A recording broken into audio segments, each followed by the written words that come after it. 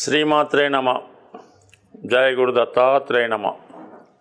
ఈ వీడియోలో మనం 2025 సంవత్సరం మే నెల 18వ తారీఖున రాశులలో మార్పు చెందుతున్న రాహువు మరియు కేతు గ్రహాలు, అంటే ప్రస్తుతం రాహు మీనరాశి నుంచి కుంభరాశిలోకి, కేతువు కన్యారాశి నుంచి సింహరాశిలోకి మారడం జరుగుతుంది.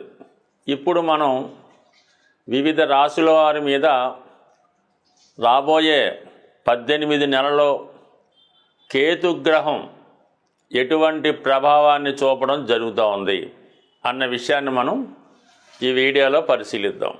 మే 18వ తారీఖున కన్యారాశిలో 18 నెలలుగా సంచరిస్తున్నటువంటి కేతుగ్రహం మరి ద్వాదశ స్థానంలోకి మారడం జరుగుతుంది. అయితే ఒక విధంగా కన్యారాశి వారికి ఇది ఒక మంచి మార్ప, లేదా వ్యయస్థానంలోకి కేతువు రావడం వల్ల ఏదైనా ఇబ్బందులు నష్టాలు ఉంటాయా అన్న విషయాన్ని కన్యారాశిలో ఉన్నటువంటి వారి వారి యొక్క స్వభావాన్ని బట్టి, ఆలోచన బట్టి ఆధారపడి ఉంటుంది.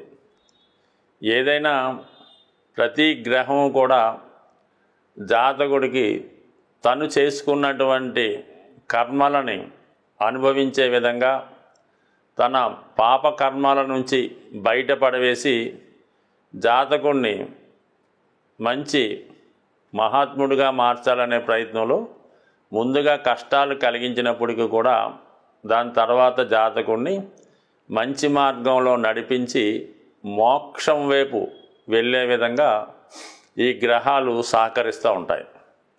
సో ఇదే మన జ్యోతిష్యానికి ఇంపార్టెంట్గా ఈ రాహు కేతువులు గత జన్మలో జాతకుడు చేసినటువంటి కర్మలని ఈ జన్మలో అనుభవించి మరు జన్మ లేకుండా ఈ జన్మలోనే జాతకుడు మరి పుణ్యలోకాలకి చేరుకునే విధంగా ఈ గ్రహాలన్నీ కూడా పనిచేస్తూ ఉంటాయి. అది వారు కర్మానుసారంగా వారు ఆలోచన బట్టి ఆధారపడి ఉంటుంది. ప్రస్తుతం కేతువు 12వ స్థానంలోకి ప్రవేశించాడు. అంటే మోక్షకారకుడు అయినటువంటి కేతువు మోక్షస్థానంలోకి వెళ్ళడం జరిగింది. ఇది వారి వారి స్థాయిని బట్టి కొంతమందికి స్థాన చలనం జరుగుతూ ఉంటుంది. కొంతమంది విదేశం వెళ్ళి, అంటే మన దేశం కానీ మన సంస్కృతి కానీ ప్రాంతం వెళ్ళి అక్కడ జీవనోపాధి సాగించడం జరుగుతూ ఉంటుంది. మరి కొంతమంది పూర్తిగా ఈ సంసార జీవితం మీద విరక్తి కలిగి సన్యాస జీవితాన్ని స్వీకరించి ఏదైనా ఆశ్రమంలో శేష జీవితం గడపడం కానీ, 10 మందికి తను నమ్మినటువంటి ధర్మ సిద్ధాంతాన్ని, మతాన్ని, శాస్త్రాల్ని బోధిస్తూ దేశ సంచారం చేయడం కూడా జరుగుతూ ఉంటుంది. అలాగే మరి కొంతమంది వారి దగ్గర ఉన్నటువంటి వారు సంపాదించినటువంటి ఆస్తి 10 మందికి ఉపయోగపడాలనే ఆలోచనతో ఏదైనా ఒక అనాథ శరణాలయము, ఒక విద్యా సంస్థ లాంటిదో, లేదంటే ఒక ఆశ్రమమో, లేదంటే ఏదైనా ఒక దేవాలయం లాంటిది నిర్మించి దానికి సంబంధించినటువంటి ఖర్చులకి కూడా తన యొక్క సంపదని వెచ్చించి పుణ్య కార్యక్రమాలు చేయడం జరుగుతూ ఉంటుంది. మరి కొంతమంది ఏం చేస్తారు, మరి ప్రస్తుతం ఉన్నటువంటి బాధ్యతల్ని విడిచిపెట్టి వేరే ఏదో ఒక బలహీనతకు లోని ఏదో విధంగా ఎవరినో ఒక తోడు వెతుక్కొని వాళ్ళని తీసుకొని ఏదో కొంత రిమోట్ ప్రాంతానికి, ఎవరికి తెలియని ప్రాంతానికి వెళ్ళి అక్కడ కొత్త జీవితాన్ని ప్రారంభించడం జరుగుతూ ఉంటుంది. మరి కొంతమంది ఏం చేస్తూ ఉంటారంటే ఇక్కడ ఏదో ఒక ఉద్యోగమో వ్యాపారమో ఓ చిట్ ఫండో లేదంటే ఒక మనీ స్కీమో ఒక రియల్ ఎస్టేట్ లాంటిది ఏదన్నా స్కీముల ద్వారా స్టార్ట్ చేసి అనేక లక్షల కోట్ల రూపాయలు ప్రజల దగ్గర సేకరించి ఒక ఫైన్ మార్నింగ్ జెండా ఎత్తి ఎక్కడికో వెళ్ళిపోవడం జరుగుతూ ఉంటుంది. మరి కొంతమంది ఏం చేస్తుంటారు, వాళ్ళకు ఉన్నటువంటి ఆస్తి పిల్లలకో భార్యకో వాళ్ళకో రాసి వేరే ఇల్లు విడిచి వెళ్ళిపోవడం కూడా జరుగుతూ ఉంటుంది. ఇంకా కొంతమంది మరి జాతకం వాళ్ళకి బాగోలేకపోతే మరి పిల్లలు సరిగ్గా చూడడం లేదనో ఇంట్లో సరైనటువంటి ఆదరణ గౌరవం పొందలేమనో ఇల్లు విడిచి కనబడకుండా పోతారు. వాళ్ళు బతికున్నారో తెలీదు, చచ్చిపోయారో తెలీదు. ఆ విధంగా కుటుంబ సభ్యులు వారి కార్యక్రమం చేయాలో తెలీదు, చేయకూడదో తెలీదు. ఈ విధంగా వారి కోసం ఎతుకుతూ ఎక్కడో ఉన్నారని భ్రమతో ఆ కుటుంబ సభ్యులు బతుకుతూ ఉంటారు. ఈ విధంగా కేతువు ద్వాదశ స్థానంలో రావడం వల్ల జరిగే అవకాశం ఉంది. అయితే మరి కన్యారాశి వారికి తృతీయాధిపతిగా ఉన్నటువంటి కేతువు 12వ స్థానంలో ఉండడం వల్ల అయిన వారి వల్ల, అన్నదమ్ముల వల్ల, స్నేహితుల వల్ల నష్టపోయి ఎవరికి ముఖం చూపించకుండా దూరంగా వెళ్ళిపోవడం కానీ, సెల్ఫ్ మిస్టేక్స్ వల్ల, తను చేసిన పొరపాట్ల వల్ల తన యొక్క ఆస్తితో పాటు కుటుంబ ఆస్తి, స్నేహితుల ఆస్తి కూడా పోగొట్టడం వల్ల ఈ విధంగా కూడా ఎవరికి తన యొక్క ముఖం చూపించడం ఇష్టం లేక అజ్ఞాతంలోకి వెళ్ళడానికి కూడా అవకాశం ఉంటుంది. అయితే ఏదైనా కేతు 12లో ఉన్నప్పుడు ప్రజా జీవితానికి, జనజీవనానికి దూరంగా ఉండడం జరుగుతూ ఉంటుంది. చాలా వరకు సుఖాల్ని, భోగాల్ని విడిచిపెట్టడం జరుగుతూ ఉంటుంది.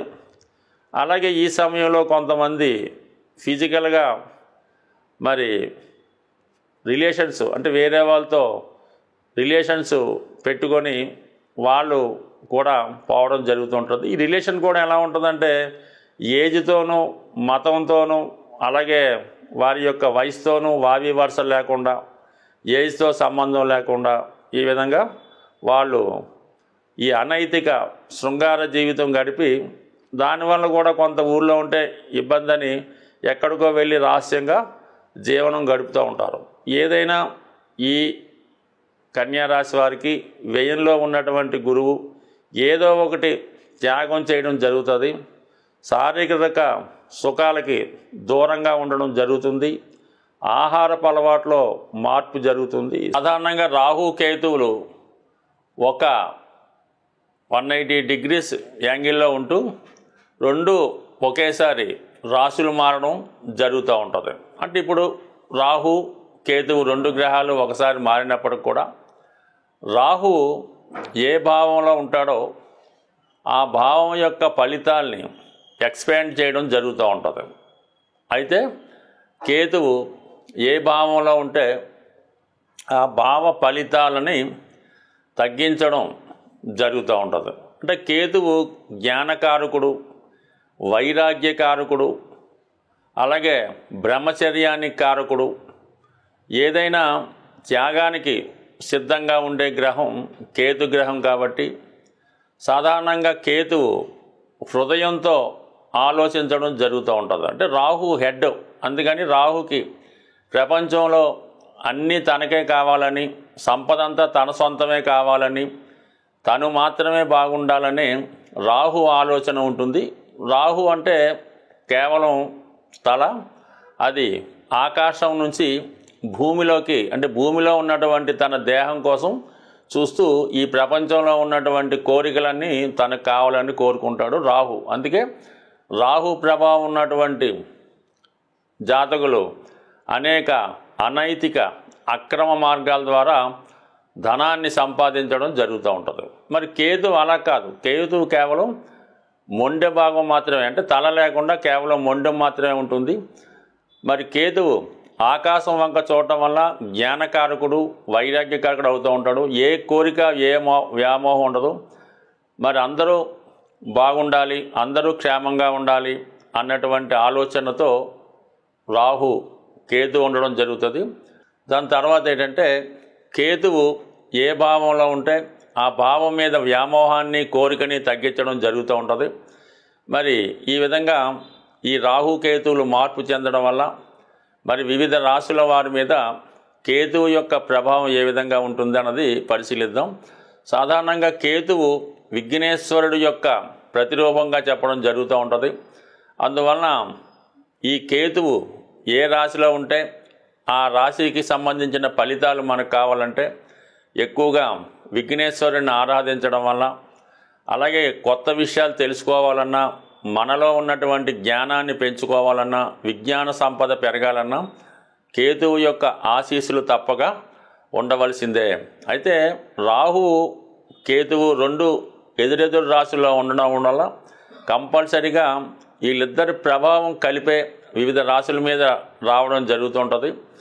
ఆ కారణం వల్ల ఏంటంటే ఎక్కువగా రాహు డామినేట్ చేస్తున్నప్పుడు కూడా కొన్ని సందర్భాల్లో కేతువు కూడా తన ఫలితాన్ని ఇస్తూ జాతకుడిని మోక్షం వైపు నడిపించే ప్రయత్నం చేస్తూ ఉంటాడు. మరి ఇప్పుడు మనం మిగతా రాశుల వారికి ఈ మే నెల 18వ తారీఖున మార్పు చెందినటువంటి ఈ రాహుకేతువులు ఏ విధమైన ప్రభావం చూపుతారో వివరంగా తెలుసుకునే ప్రయత్నం చేద్దాం. కేతుగ్రహం మనకి సంపూర్ణంగా సహకరించాలంటే మరి విఘ్నేశ్వరుడి యొక్క ఆరాధన వల్ల మనకి కేతువు సంతృప్తి చెందడం జరుగుతూ ఉంటుంది. అందుకని కంపల్సరిగా ఈ కేతువు పెట్టినటువంటి ఇబ్బందులు నుంచి, అంటే కేతువు ఇబ్బందులు ఏముంది, ఏ పని ప్రారంభించినా మధ్యలో ఆగుతుంటుంది. మనం ఒక ప్రయత్నం కోసం వెళ్తే వేరే ప్రయత్నం జరుగుతూ ఉంటుంది.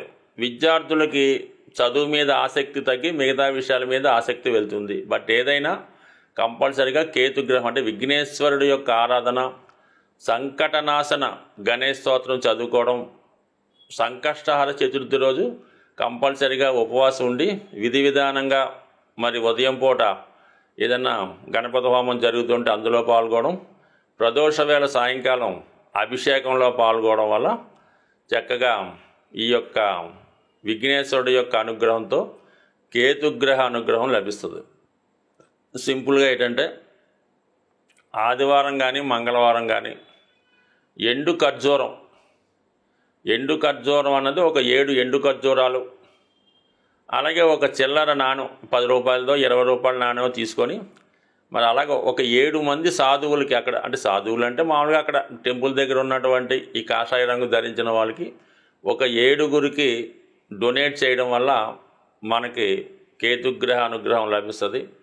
ఎక్కువగా డ్రై ఫ్రూట్స్ మరి మీరు ఆహారంగా తీసుకున్నా, అదే దేవాలయంలో స్వామికి ప్రసాదంగా నైవేద్యంగా సమర్పించిన కేతుగ్రహ అనుగ్రహం లభించే అవకాశం ఉంది. అంటే పిల్లల యొక్క చదువు తరచూ ఇబ్బంది పడుతుంది, కళలో మనకి పెద్దవాళ్ళు మరణించిన వారు కళలో కనబడుతున్నారు అనుకున్నప్పుడు ఈ పిల్లులు ఉంటాయి కదా, దానికి చక్కగా పాలు నైవేద్యం అని కాదు, పిల్లులకి పాలు పెట్టడం వల్ల ఈ కేతుగ్రహ దోషం పరిహారం అవుతుంటుంది. అంటే సాధారణంగా పిల్లులకి మరి ఈ ఆత్మలు అవి కనబడుతుంటాయని చెప్తూ ఉంటారు. అది శాస్త్రాల్లో చదవడం తప్ప మనకైతే తెలియదు. కానీ సో ఏదైనా మనం గమనించినప్పుడు అర్థమవుతుంటుంది. ఇంట్లో మన పెంపుడు కుక్కకి ఈ పిల్లులకి కంపల్సరిగా చనిపోయిన వారి యొక్క ఆత్మలు కనబడుతూ ఉంటాయి. ఒక విధంగా కేతువు కూడా ఆత్మ లాంటిదే కాబట్టి ఈ పిల్లులకి పాలు పోయడం వల్ల కూడా కేతుగ్రహ సంపూర్ణ అనుగ్రహం లభిస్తుంది.